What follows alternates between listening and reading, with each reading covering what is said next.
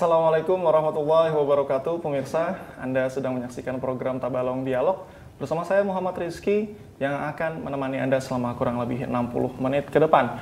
Pemirsa, di episode kali ini sebelumnya saya ingin memberitahukan bahwa untuk diketahui masyarakat luas, khususnya di masyarakat di Kabupaten Tabalong, bahwa setiap tahun pemerintah daerah Kabupaten Tabalong pasti akan terus berinovasi dan berupaya untuk mesejahterakan masyarakatnya dalam segala bidang tentunya.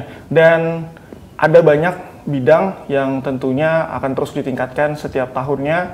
Dan di episode kali ini, seperti mungkin sebelum-sebelumnya, kalau sebelumnya pemirsa menyimak atau menonton juga tayangan Tabalong Dialog, maka akan diketahui bahwa di episode-episode sebelumnya kita juga pernah membahas seputar masalah pertanian, seperti itu, dan masalah-masalah lainnya. Dan di episode kali ini adalah masalah perikanan, seperti itu. Dan bagaimanapun juga, masalah perikanan ini juga salah satu sektor yang penting yang bisa mengangkat kesejahteraan masyarakat Kabupaten Tabalong. Dan untuk itu, di episode kali ini kita sudah kedatangan dua orang narasumber yang akan kita sama-sama untuk membahas seputar masalah perikanan di Kabupaten Tabalong, yang dengan harapan dengan pembahasan kita kali ini, masyarakat, pemerintah, dan semua elemen saling bersama-sama bergotong royong untuk memajukan kesejahteraan dan khususnya dalam sektor perikanan. Oke, yang ingin saya perkenalkan terlebih dahulu, di sebelah saya ada Bapak Haji Muhammad Mukni. Assalamualaikum. Waalaikumsalam. Selamat malam.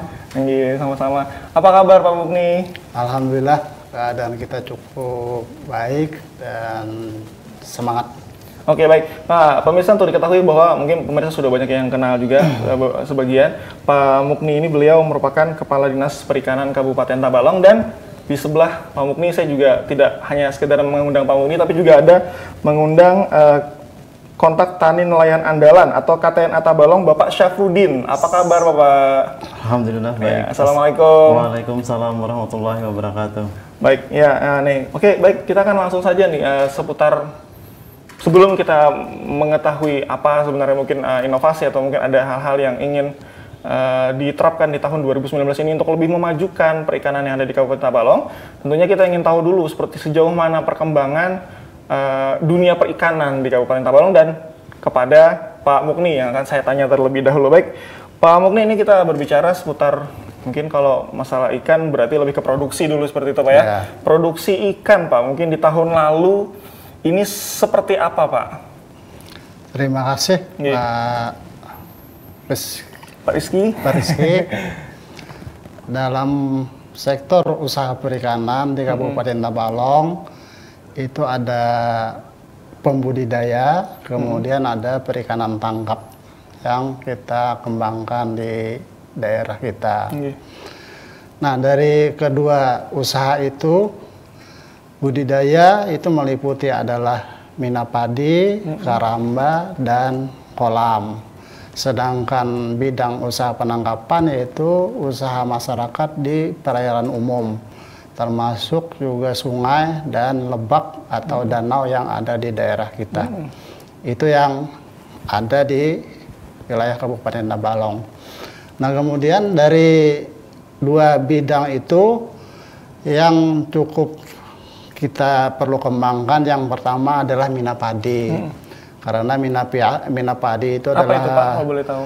Adalah usaha bersama antara usaha bertanam padi dengan memelihara ikan di sawah. Nah, ini mudah-mudahan ke depan akan kita kembangkan lagi, karena itu suatu usaha masyarakat yang bisa menghasilkan. Nah, kemudian ada manfaat juga untuk pengendalian hama bagi hama padi itu sendiri. Kemudian yang kedua adalah kita mengantisipasi usaha karamba. Yang sekarang ini kita lihat bahwa kualitas air di sungai itu kualitasnya sangat menurun.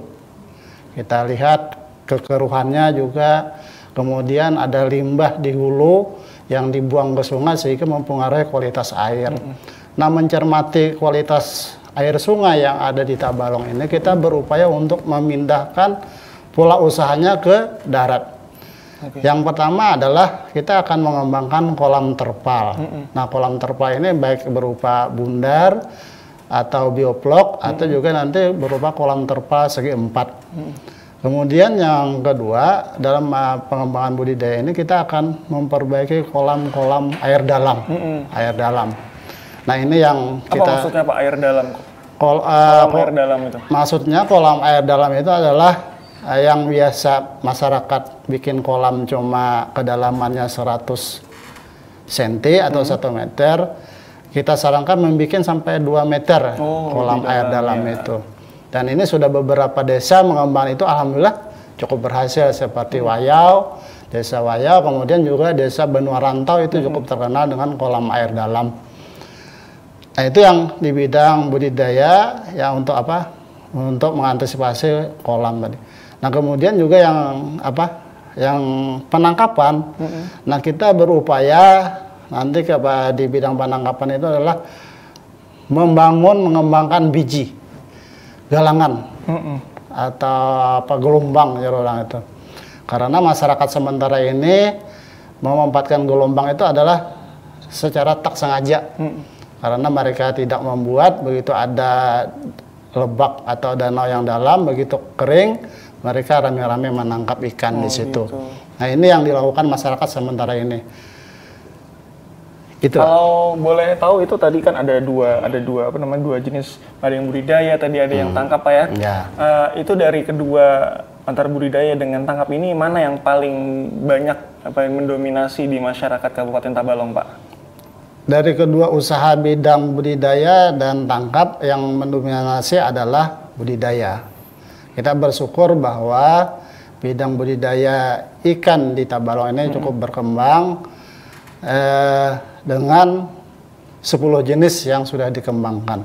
Oke, 10 jenis ikan atau 10 jenis ikan? 10 jenis ikan ya, itu yang dibudidaya. Yang dibudidaya. Nah, baik. Nah, boleh tahu Pak apa-apa saja?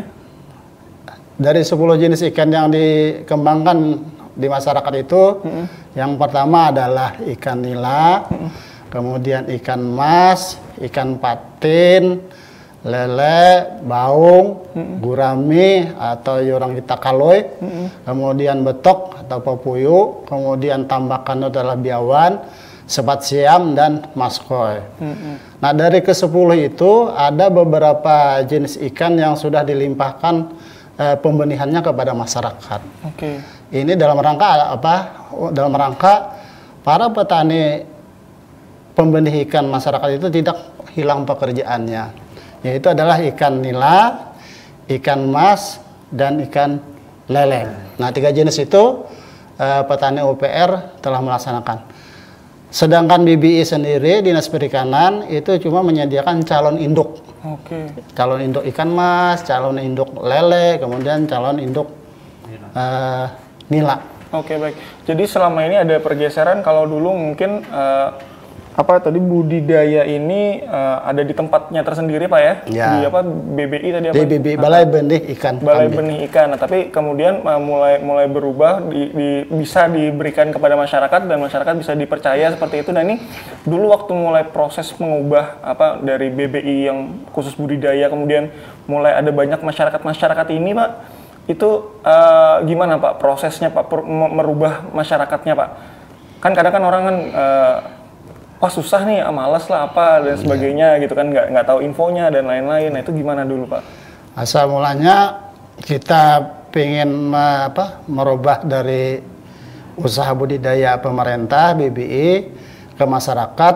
Itu masyarakat itu dibina dulu, dilatih baik di BBI sendiri maupun dikirim ke BBAT Mandiangin maupun ke Pulau Jawa. Nah, begitu mereka bisa menerapkan pembudidayaan itu, maka masyarakat itu sendiri yang langsung menghasilkan bibit ikan yang 3 jenis itu. Bahkan sampai ke luar Jawa, ke Jawa gitu Pak ya tadi ya? Iya, dalam pelatihan petani UPR-nya itu. Ini kalau boleh tahu itu di daerah mana-mana saja nih Pak? Ini benar-benar sudah merata se-Kabupaten Tabalong atau mungkin ada beberapa pusatnya Pak yang sementara ini yang didominasi daerah mana gitu? Kalau kita melihat dari potensi budidaya, perairannya, potensi alamnya, pengembangan budidaya pembenihan itu yang ini adalah Desa Kambitin. Di Kambitin dan Kambitin Raya yang berkembang dengan pesat. Di situ ikan jenis apa Pak? Yang dikembangkan oleh petani tadi adalah ikan nila, ikan mas, dan ikan lele. Oke, baik. Ini saya berpindah dulu ya ke Pak Syafruddin tadi Pak ya. Syarifuddin. Oke, maaf Pak Syarifuddin ya, dari KTNA tadi ya. Iya. Oke, baik Pak. Ini kalau berbicara nih, kalau Bapak sendiri melihat perkembangan atau apa namanya kemajuan dari masyarakat yang mandiri mungkin ya, istilahnya mulai berkelompok untuk apa namanya membudidayakan ikan di Kabupaten Tabalong ini seperti apa Pak? Ya, jadi masyarakat khususnya di tempat kami itu ya sangat maju, sangat antusias sudah untuk mengembangkan ikan. Jadi khususnya di pembenihan. Bapak di daerah mana asalnya? Di Kambitin Raya, Kambitin, Pak. oke, Iya. sekitar Kambitin. Oke, gimana Iya. Pak? Jadi untuk pembenihan itu sudah banyak OPR-nya. Jadi kelompok-kelompoknya juga sudah banyak. Mohon maaf, OPR tadi apa Pak? Unit Pembenihan rakyat. Unit pembenihan rakyat ya. Iya. Oke ya. Nah, jadi begitu. Jadi OPR itu sudah banyak. Jadi petani-petani itu semangat memproduksi benih. Kenapa? Sudah banyak pembudidaya yang meminta benih ke tempat kami begitu. Oke, baik.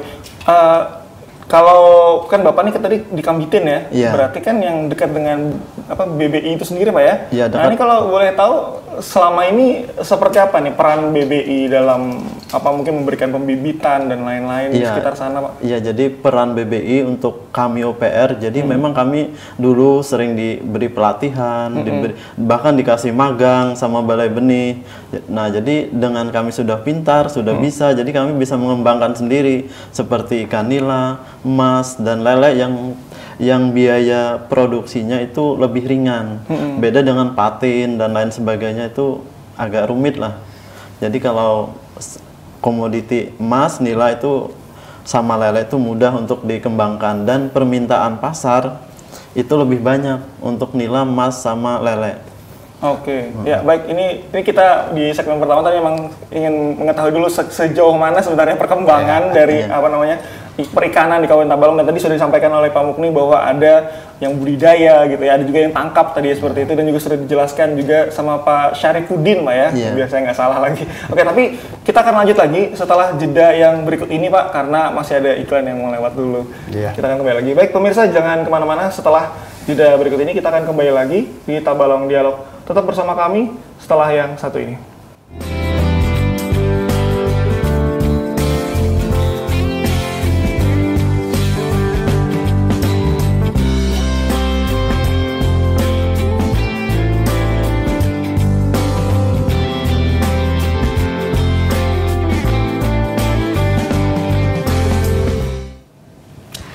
Ya, pemirsa, terima kasih masih bersama kami dalam program Tabalong Dialog. Di kesempatan kali ini kita akan kembali melanjutkan perbincangan kita seputar bagaimana untuk mensejahterakan perikanan yang ada di Kabupaten Tabalong. Kita akan kembali melanjutkan perbincangan dengan Pak Mugni. Pak, oke Pak, tadi sudah sedikit disampaikan Pak Syarifuddin di segmen awal tadi, segmen pertama, bahwa ada peran serta dari BBI gitu, BBI Kambitin dalam rangka untuk pemberian bibit lah dan sebagainya. Nah ini kalau Bapak sendiri menilai selama ini bagaimana Pak peran BBI khususnya dalam rangka untuk memajukan perikanan di Tabalong Pak? Alhamdulillah dalam usia BBI 21 tahun pada tahun ini sudah memberikan peran untuk menyediakan benih ikan yang ada di Kambitin Raya. Nah, tadi sudah kita sebut ada 10 jenis ikan yang sudah berkembang. Bahkan bibit itu bisa dibeli oleh luar daerah Tabalong. Boleh Pak ya, dari luar daerah. Bahkan ada dari Kalteng, kemudian dari Kaltim juga ada permintaan bibit itu. Nah, kedepannya kita berharap juga dari 10 jenis ini kami berharap para petani OPR di Kambitin itu juga harus bisa, karena kita mengingat pertambahan penduduk tentunya akan meningkatkan permintaan ikan segar. Sedangkan BBI itu sendiri selama ini juga berinovasi untuk mengembangkan bukan saja 10 jenis ikan itu, ke depan kita berkeinginan ada 6 jenis ikan lagi yang mau kita kembangkan, terutama jenis ikan lokal. Nah, yang sudah kita coba dan berhasil melihat anakan ikannya, artinya bibit ikannya itu adalah udang galah. Nah, alhamdulillah udang galah kita sudah melihat lahir di BB Ikan Bitin, kemudian juga jelawat. Alhamdulillah kemarin sudah bisa sampai 2.500 ekor dan itu sudah diambil orang. Kemudian juga ikan gabus haruan. Ikan gabus haruan. Karena ketiga jenis ini kami anggap penting untuk kita produksi dalam rangka memenuhi permintaan pasar. Apalagi di Tabalong ini terkenal dengan makanan khas Paliat. Nah, tentu udang galah dan gabus dan juga jelawat itu akan kita produksi. Kemudian yang ke depan ada lagi 3 jenis ikan yang akan kita upayakan, kita pelajari dan kita lakukan praktik pemijahannya di BB Ikan Bitin itu, yaitu adalah ikan pipih. Kalau bahasa Indonesianya itu adalah ikan belida. Nah, kemudian yang kedua adalah ikan bakut. Nah, ikan bakut seperti ikan haruan itu juga akan kita kembangkan, ikan bakut. Kemudian yang tidak kalah pentingnya juga belut. Belut. Nah, ketiga jenis ini adalah merupakan ikan lokal yang disenangi oleh masyarakat kita. Kemudian juga seperti ikan bakut itu dan ikan belida atau pipih itu nilai ekonomisnya cukup tinggi. Cukup tinggi. Nah, mudah-mudahan ini menjadi harapan kita semua, BBI, kemudian OPR dan masyarakat bisa mengembangkan ikan itu. Oke, baik. Kalau dari yang Bapak sampaikan ini, penyampaian Bapak, ini apakah berarti setiap kali bibit yang mau datang atau yang ingin dikembangkan di BBI itu merupakan itu dasarnya adalah keinginan masyarakat seperti itu, atau memang karena cocok di lahannya atau di tanah sendiri di Kabupaten Tabalong atau gimana, Pak? Yang pertama, kenapa kita kembangkan dasar-dasarnya ikan-ikan jenis baru di BB itu? Yang pertama adalah ikan itu adalah ikan yang digemari oleh masyarakat Kalimantan Selatan. Kemudian juga ikan itu juga termasuk ikan lokal, ikan lokal kita. Artinya apa? Ketika ikan lokal, proses adaptasinya terhadap lingkungan itu mudah, tidak memerlukan perlakuan yang khusus. Tinggal kita menyediakan kolam, ada bibit, ada pakan, udah kita pelihara. Gitu ya. Kalau apakah memang selama ini pernah ada yang gagal, Pak? Mungkin jenis ikan yang ingin dikembangkan tapi gagal, mungkin pernah ada? Di dalam suatu pelaksanaan uji coba atau kita menerapkan perkawinan ikan yang baru, tentu ada sedikit kendala. Ini kami perkiraan kendala itu adalah yang pertama adalah SDM dari BBI itu sendiri. Karena tenaga-tenaga kita yang selama ini adalah tenaga kontrak yang kita ambil dari lulusan SMK Banua Lawas. Dan itu alhamdulillah harinya kita BBI bisa menyerap tenaga lokal yang ada di Tabalong sendiri. Nah, kemudian juga dalam pelaksanaan pemijahan ikan yang baru itu ketersediaan induk yang unggul itu kita masih belum mempunyai. Karena induk-induk dan calon induk yang ada itu adalah yang kita dapat dari alam, bukan dari budidaya. Nah, itu yang menjadi kendala sebenarnya ini. Baik. Terus Pak, ini kan tadi ada pemeliharaan, ada banyak tadi jenis ikannya tadi yang diketahui tadi ada 10 dan akan ketambahan lagi 6 tadi ya kalau nggak salah ya. Baik, 6. Nah, ini tentunya ikan yang ya memang tadi Bapak sudah menyampaikan juga bahwa ini adalah ikan-ikan yang lokal, ya kan, yang bisa menyesuaikan diri dengan daerah kita seperti itu karena memang sering ada di daerah kita. Yang ingin saya tanyakan mungkin lebih ke bagaimana selama ini cara dari pembibitannya sendiri, Pak, atau apa istilahnya? Apa tadi kita menyebutnya produksi, bukan budidaya seperti itu ya. Proses budidaya, karena ikan-ikannya beda-beda nih Pak ya. Ikannya beda-beda, dan tentunya di alam pun dia mungkin berbeda-beda, ada yang mungkin di rawa, ada yang mungkin di sungai seperti itu kan, ikannya berbeda. Ini seperti apa Pak kalau dari BBI sendiri Pak? Kalau dari BBI untuk untuk memelihara dan memproduksi benih itu ikan lokal, ikan yang kita tangkap di alam, kemudian kita adaptasi di kolam BBI dalam beberapa bulan, kemudian kita lakukan pemberian makan yang optimal untuk proses pematangan gunatnya itu. Artinya gunat untuk telur, kemudian gunat untuk sperma juga harus benar-benar matang, lalu kita lakukan perkawinan.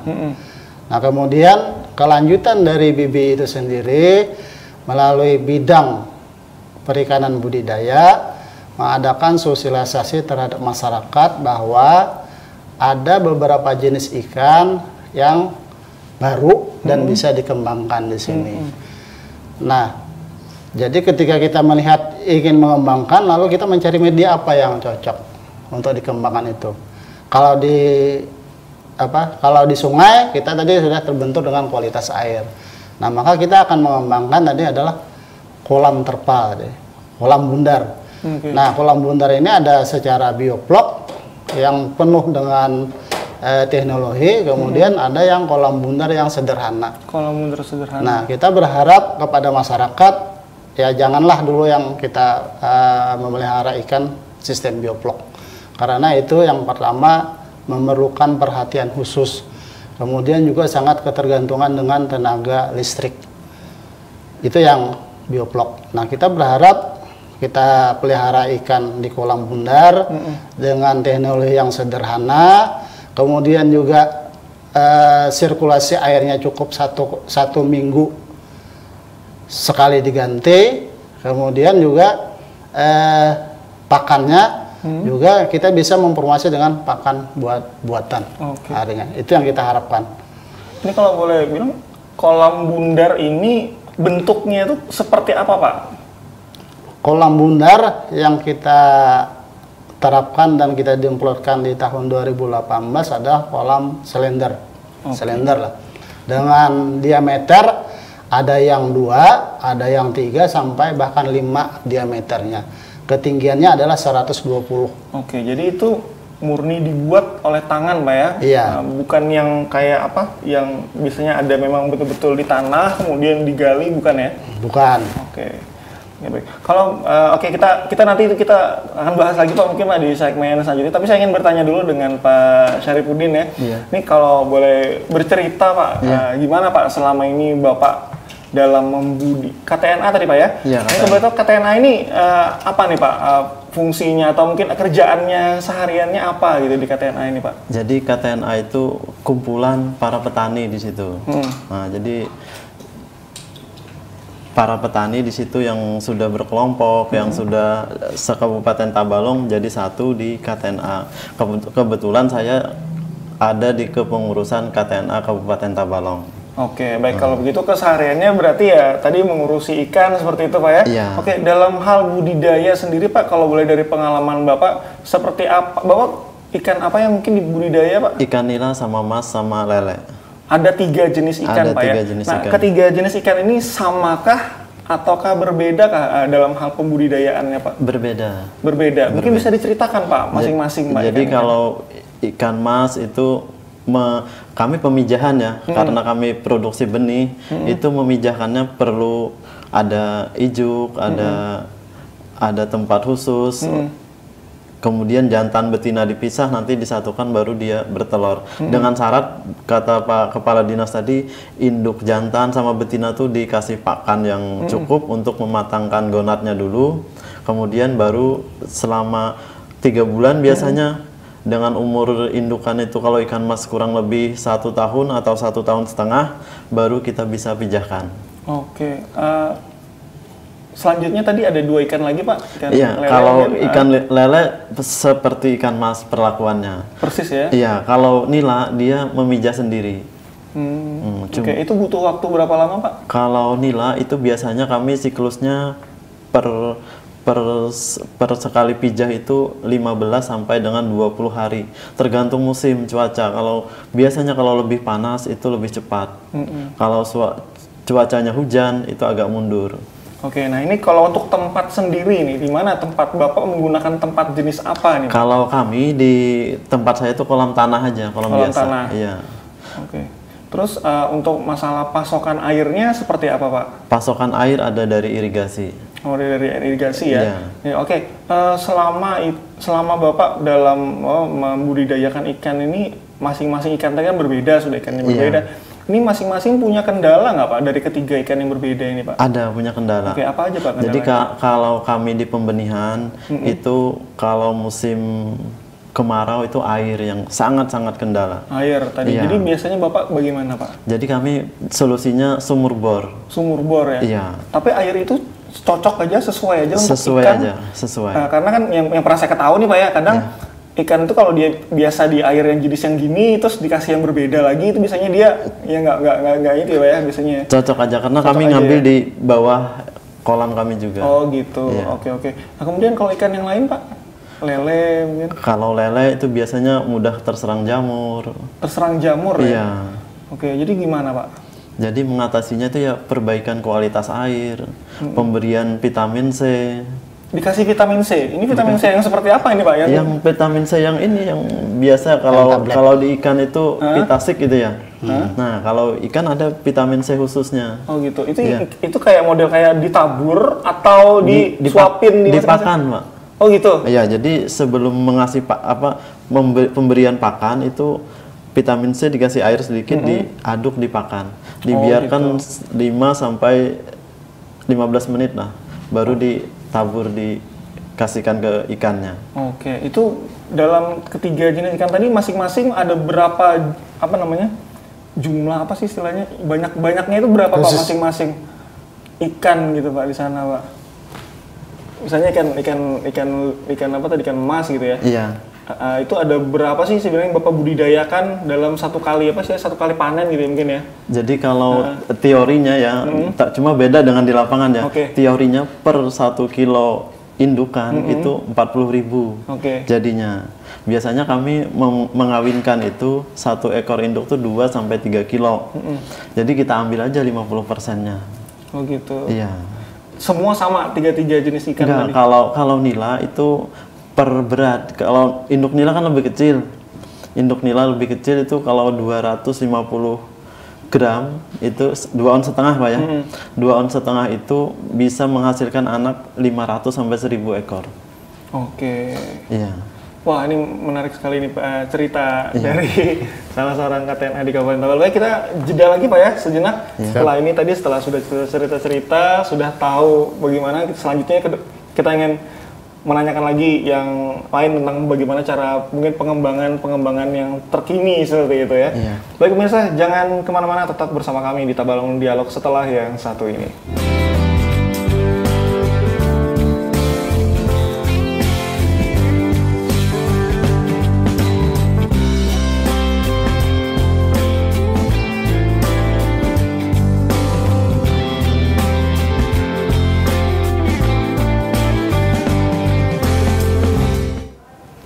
Ya, pemirsa, terima kasih masih bersama kami dalam program Tabalong Dialog.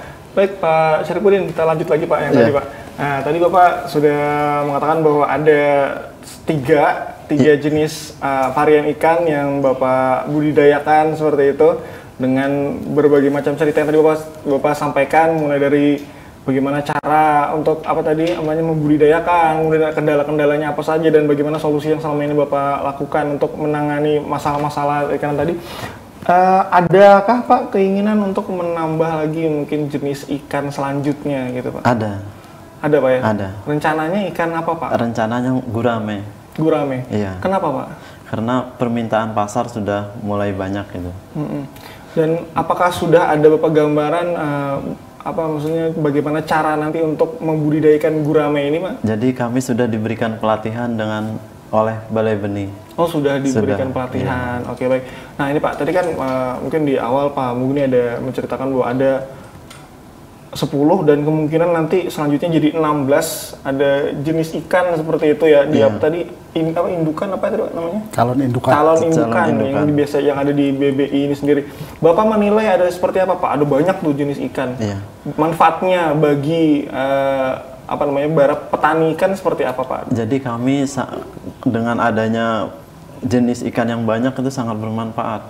Jadi kenapa bermanfaat? Jadi dengan kami membudidayakan lebih banyak, bermacam-macam, karena permintaan pasar itu kadang-kadang ada yang pamannya nila, dia nggak minta nila, ada waktunya dia minta ikan belut, ikan pepuyuh, ikan gurame. Nah, jadi di situ manfaatnya.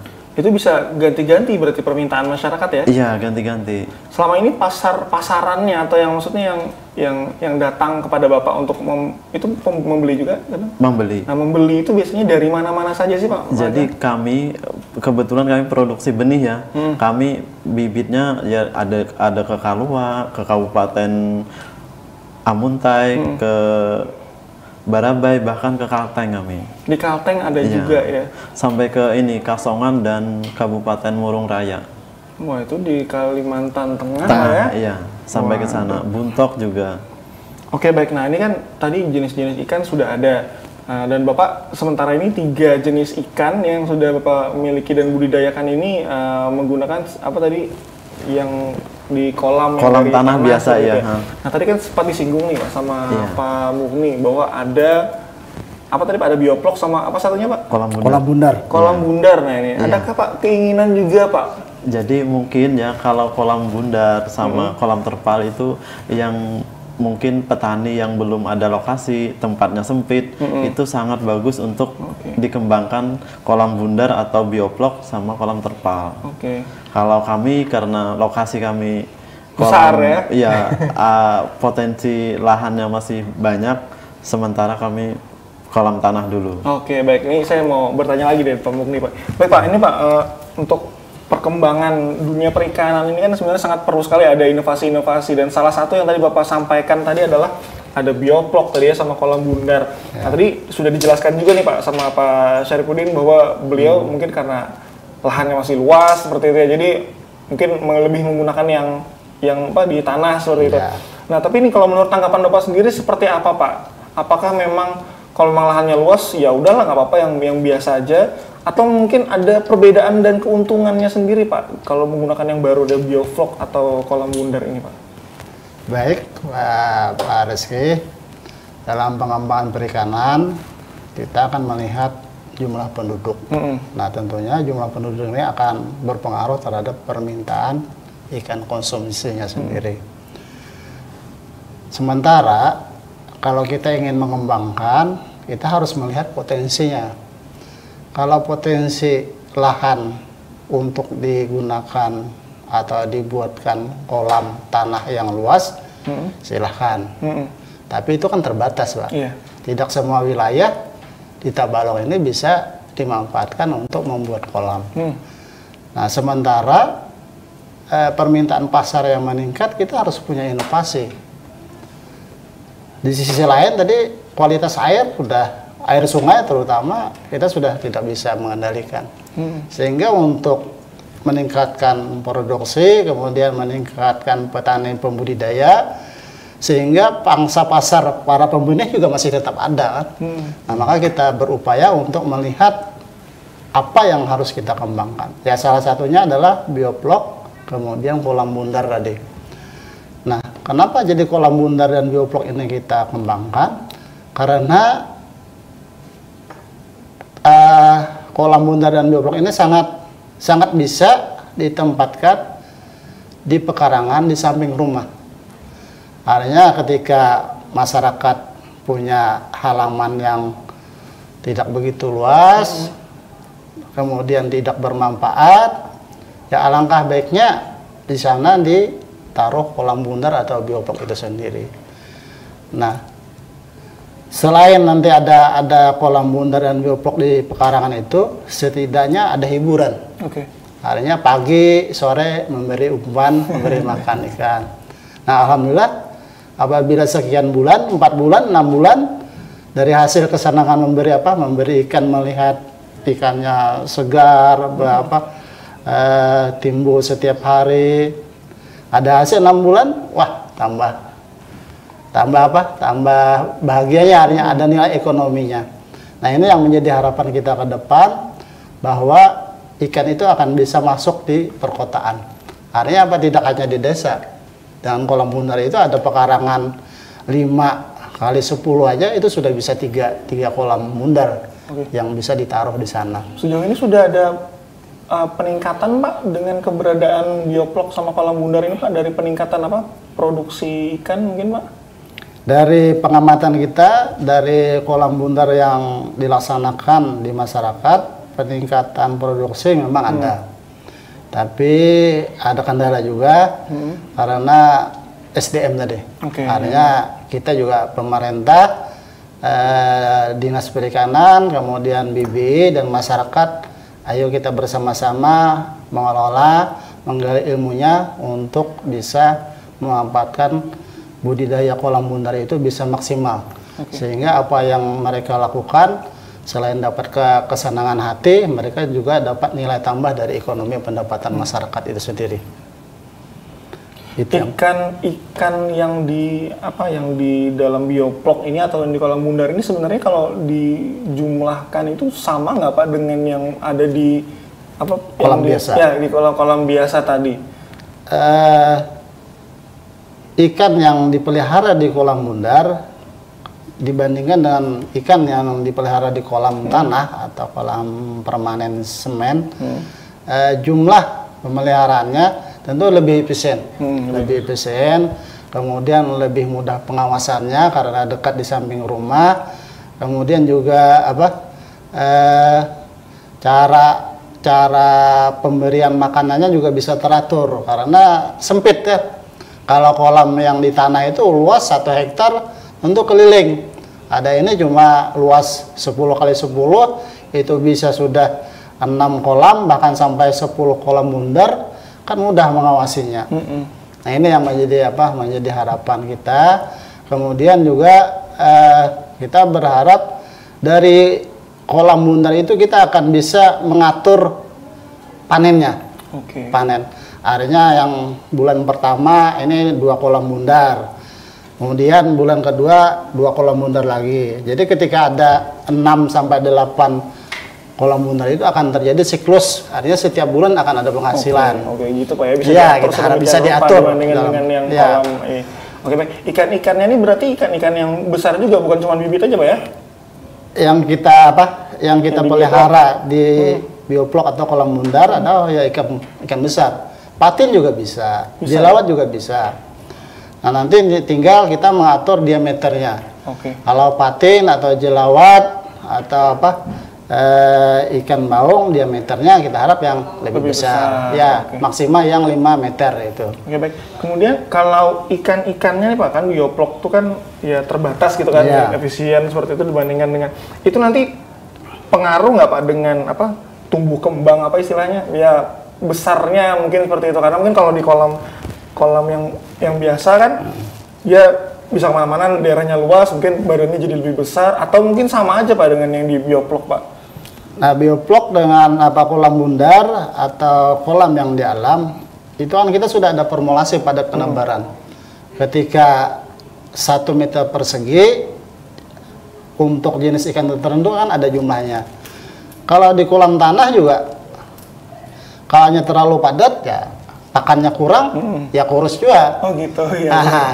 Kalau di kolam bundar bisa padat tapi perlakuannya teknisnya harus benar-benar kita perhatikan.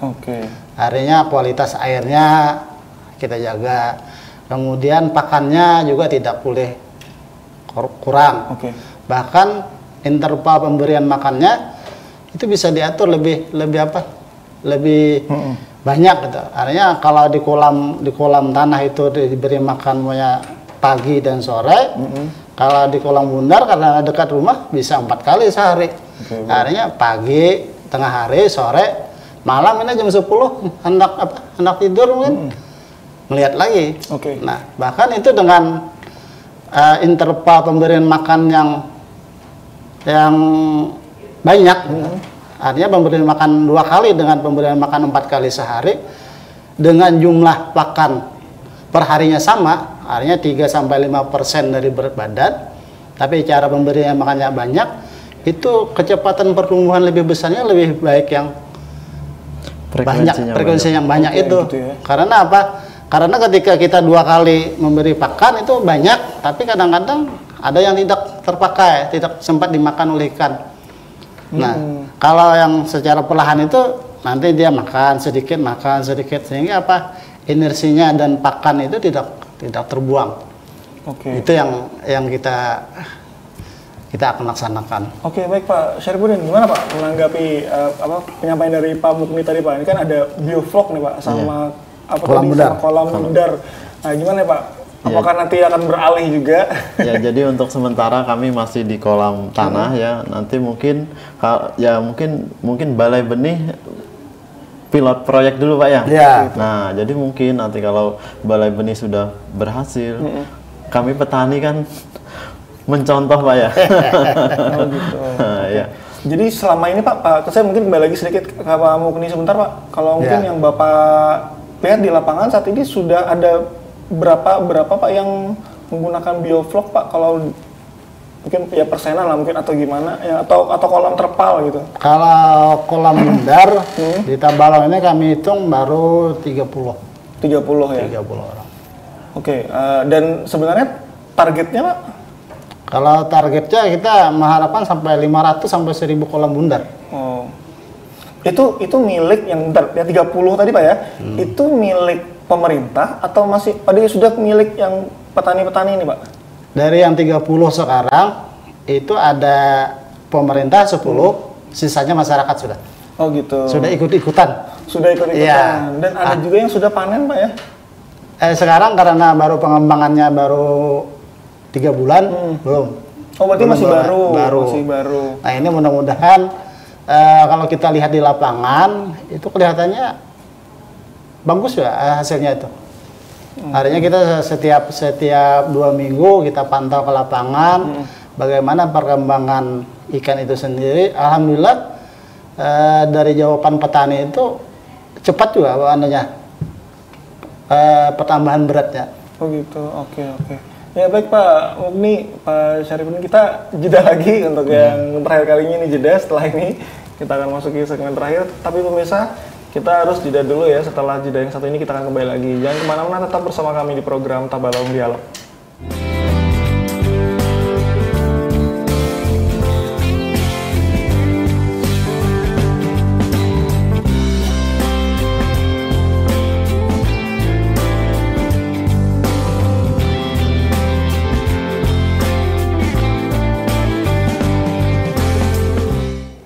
Ya pemirsa, terima kasih masih bersama kami dalam program Tabalong Dialog. Masih bersama saya, Pak Mukni, dan juga Pak Syarifudin. Kita akan kembali melanjutkan perbincangan kita, pembahasan kita seputar bagaimana mengembangkan perikanan di Kabupaten Tabalong untuk kesejahteraan masyarakat. Baik, kemana lagi nih saya tanya, mungkin ke Pak Mukni lagi kayaknya ya. Baik, Pak, tadi sudah dijelaskan juga seputar bioflok, ada juga tadi kolam bundar seperti itu. Nah, apa yang sekira sebenarnya nih, kan tadi masih ada banyak yang belum Pak ya. Tadi ada 10 yang dari pemerintah tadi kan, yang 20-nya yang masyarakat. Nah, ini kan tadi target Bapak juga kalau bisa tadi ada ratusan tadi ya masyarakat yang beralih ke sini karena melihat dari manfaatnya. Nah, sebenarnya kalau berbicara manfaat, apa sih Pak manfaat atau keuntungannya bioflok ini Pak dibandingkan dengan yang cara konvensional kolam-kolam biasa gitu Pak? Kita melihat dengan kolam bundar atau kolam bioflok ini bermanfaat. Yang pertama adalah untuk memanfaatkan lahan-lahan sempit. Yang kedua adalah kita berharap bisa menciptakan lapangan pekerjaan. Kemudian yang ketiga, bisa menghasilkan ikan itu sendiri dalam ukuran ikan siap konsumsi. Nah kemudian juga kalau memang nanti masyarakat memelihara ikan dengan sistem bioflok atau kolam bundar secara besar-besaran, kita sudah memikirkan pasca panennya. Ya pasca panennya itu dengan kegiatan program pengolahan. Pengolahan artinya bisa dibikin pentol bakso ikan patin, bisa jadi sosis, bisa jadi nugget, keripik juga Pak ya? Bisa jadi keripik, kerupuk. Nah kita harapan itu. Dan kita bersyukur juga ketika memelihara ikan ini, walaupun mati, dia masih halal. Benar. Nah, kalau ayam dipelihara mati, nah kita nggak bisa makan. Nah, kemudian juga dari ikan ini kita bisa bikin apa tadi? Berbagai macam. Nah, di samping itu kita berharap bahwa pekarangan-pekarangan di rumah setelah ada kolam bundar tadi atau kolam bioblok, air limbahnya itu bisa dimanfaatkan untuk menyiram tanaman. Bisa, Pak? Bisa. Karena kotoran dan sisa pakan itu yang mengendap kemudian tercampur dengan air itu dia mengandung amoniak, ada nitrogennya. Nah, itu sangat cocok bagi masyarakat atau bagi hobi yang pekarangannya ditanami dengan sayur yang menghasilkan dedaunan. Wah. Sawi atau kangkung. Nah, artinya apa? Ketika pelihara ikan sistem bioblok, air limbahnya bisa dimanfaatkan untuk menyiram tanaman. Bahkan bunga juga bisa ditanam. Nah, itu yang dampak dari limbah itu sendiri. Kemudian yang penting kalau ikannya sudah banyak produksi, ya kita harus makan banyak ikan. Oke, itu tujuan air. Ya, tujuan air lah. Kita harus banyak makan ikan. Karena apa? Banyak makan ikan itu akan menjadi sehat, kuat, cerdas dalam rangka peningkatan IQ intelektual masyarakat kita sendiri. Nah, ketika kita banyak makan ikan juga, para petani pembesar dan petani pembenih akan laku juga. Jadi akan saling saling mempengaruhi nih pendapatan. Nah, itu yang kita harapkan, bahwa dengan memelihara ikan di samping rumah, kita akan membantu kesenangan diri kita sendiri, syukur-syukur bisa membantu ekonomi yang memelihara, kemudian juga dampak lain juga bermanfaat untuk sektor lain. Ya, artinya sayuran tadi di sektor pertanian. Nah, di hulunya itu adalah pembenih dan juga nanti pembuat pakan. Itu yang kita harapkan. Jadi semua akan bergerak. Ketika kita pelihara ikan, semua ekonomi akan bergerak. Oke, tadi Bapak sempat menyinggung tentang pasca panen gitu tadi ya. Dan Bapak tadi mengarahkan ke memproduksi seperti mungkin keripik dan lain-lain seperti itu Pak ya. Kalau untuk yang penjualan mungkin Pak, itu apakah nanti ada juga dari Dinas Perikanan ikut membantu misalnya pasarnya itu, misalnya kemana dilarikannya ikan-ikan ini seperti itu ketika sudah panen gitu Pak? Baik, kalau ikan segar, kita alhamdulillah di Tabalong ini sudah punya pasar ikan sentra di Telaga Itar. Di Telaga Itar ya? Telaga Itar, pasar ikan Telaga Itar. Berarti di Kaluas itu Pak di ya? Kalua itu. Kalua, ya. Nah, itu bukan saja ikan lokal yang datang dari Tabalong sendiri, tapi juga hasil ikan yang berasal dari kabupaten sekitar. Khususnya ikan-ikan lokal perairan tawar. Nah, di sana juga sangat dimanfaatkan oleh para nelayan laut. Nah, di pasar ikan Telaga Itar itu ada sehari ikan laut yang masuk ke pasar Telaga Itar itu hampir 5-8 ton. Wow. Untuk ikan laut. Ikan laut. Ikan laut. Kalau ikan darat, ikan lokal yang kita produksi itu sehari 10. Iya, harus sampai, lebih banyak lagi ya. 10 ton sampai 15 ton. Itu alhamdulillah. Itu untuk ikan segar. Dan kita juga bersyukur bahwa di Tabalong ini sangat menjamur rumah makan, kemudian juga seperti Lamongan itu juga memerlukan ikan segar. Apalagi di daerah kita ini banyak pendatang-pendatang yang datang ke kita yang suka seperti jenis ikan lele itu. Nah, itu yang untuk ikan segar. Nah, setelah ikan itu juga diolah menjadi siap konsumsi, yang lain juga ada diolah untuk UKM, pengrajin. olahan ikan. Ya tadi apa? Sosis, nugget, kerupuk, bahkan juga ada makanan camilan seperti keju haruan. Nah, alhamdulillah di Tabalong ini dari 30 UKM ada 9 UKM yang bergerak di bidang usaha pengolahan hasil perikanan. Nah, dari 9 itu alhamdulillah sekarang ada 4 UKM yang maju sudah. Yaitu Pak Rahmat Hidayat yang ada di Manduin, kemudian At yang ada di Pasar Murung Budak, dan Tinsa. Nah, ini yang menjadi apa? Menjadi harapan kita, artinya peluang pasar ikan segar itu sangat terbuka. Oke, jadi petani ikan nggak perlu bingung lagi ya untuk memasarkannya seperti itu. Oke, baik. Di penghujung ini Pak, mungkin harapan, tapi mungkin saya ingin ke Pak Syarifudin dulu Pak, untuk biar panas lagi nih gitu.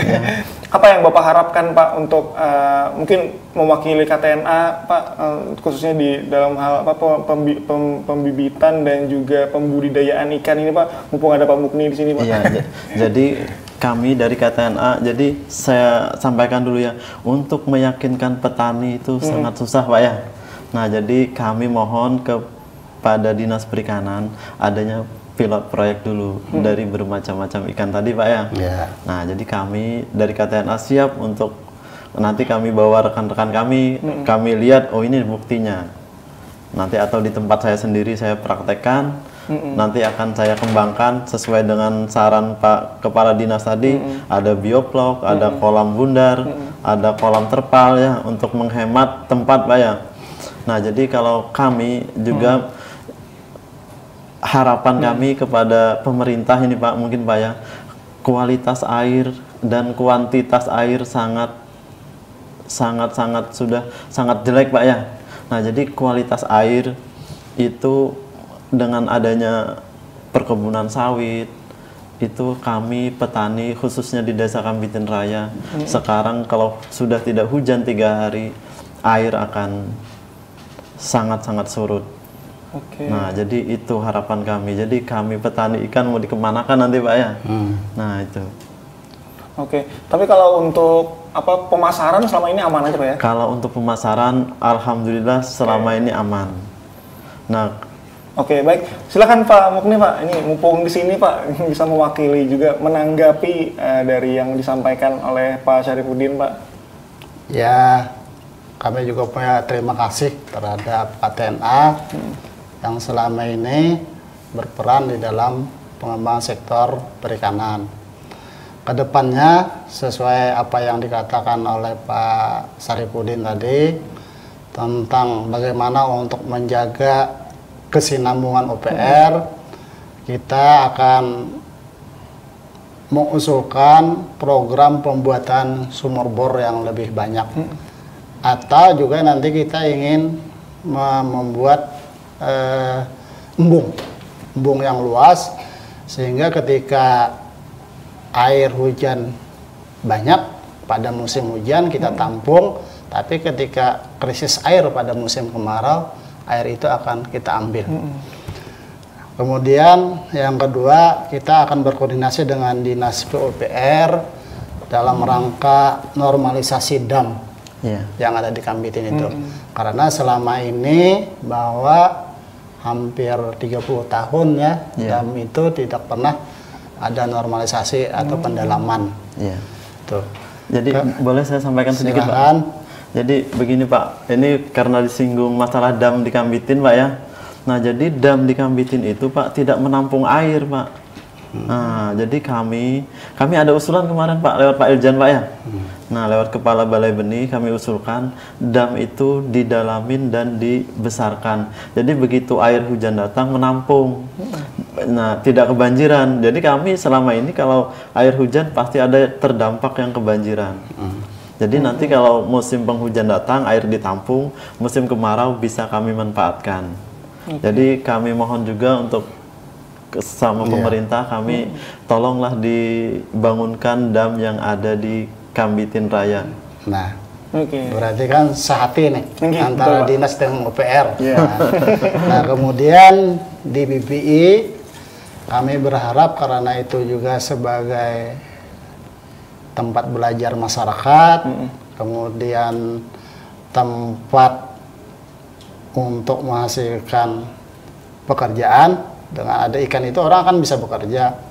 Kemudian sebagai harapan untuk meningkatkan kesejahteraan, juga sebagai tempat hiburan. Dan insya Allah ke depan kita akan bekerja sama dengan pariwisata.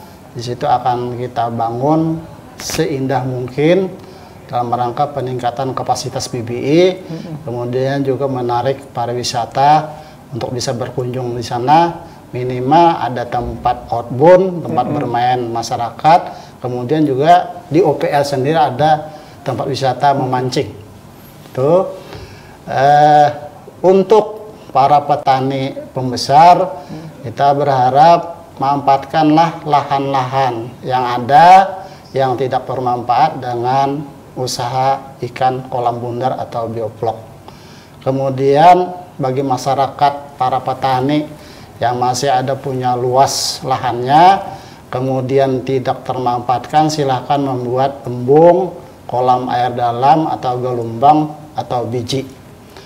Nah, mudah-mudahan nanti 2020 atau 2021 kita akan memprogramkan 100 kolam air dalam bagi desa-desa di daerah selatan yang mempunyai potensi perikanan. Nah, 100 kolam air dalam itu adalah sebagai cadangan ikan dan bank ikan lokal. Wah, keren. Artinya embung itu atau gelombang itu selama setahun tidak boleh dipanen. Dan itu milik desa.